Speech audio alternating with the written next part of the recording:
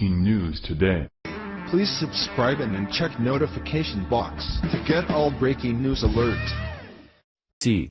They just tried to take out Trump.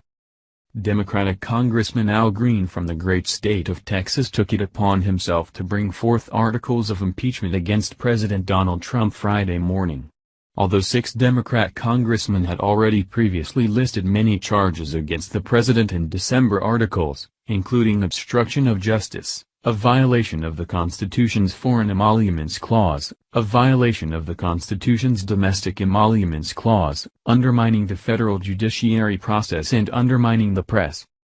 None of these accusations have any basis in kind of reality. Green described the president as a racist and a bigot on Friday, which he said is further proof of the divisiveness of the Trump White House.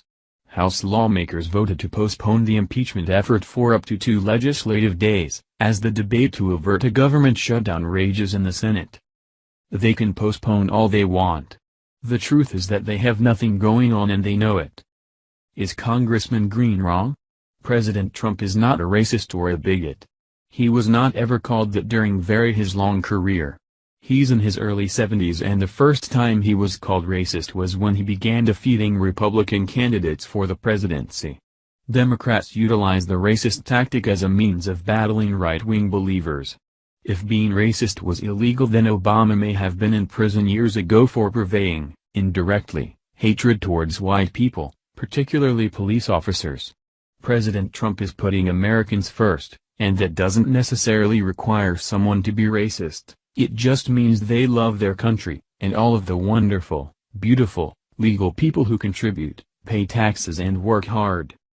The Democrat Party faces an uphill battle with the impending release of the FISA memo.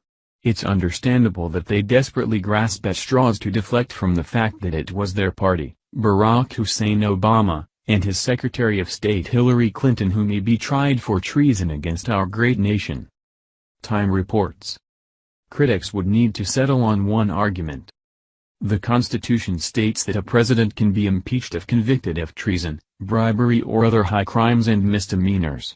Those looking to impeach Trump would need to show he has done something that falls into one of those categories, which requires more evidence.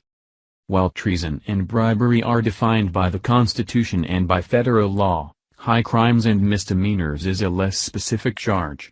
Gerhardt said the framers intended it to refer to political crimes, including abuses of power or other offenses against the United States. They don't have to be technically criminal things for which someone could go to prison, but they do have to reach a certain level of seriousness, he said. Some of Trump's critics have argued that his business dealings are in violation of the Constitution's Emoluments Clause, which prohibits the president from accepting gifts from foreign leaders or governments. Others, including Waters, have argued that the ties between Russia and Trump's team are signs of wrongdoing. Christopher Peterson, a University of Utah law professor, maintains that the Trump University lawsuits provide grounds for impeachment and thinks there's already a fairly solid case to be made. But for Trump's opponents to realistically pursue impeachment, they would likely need to focus on investigating one offense and making a specific, formal accusation of wrongdoing. There would need to be more evidence.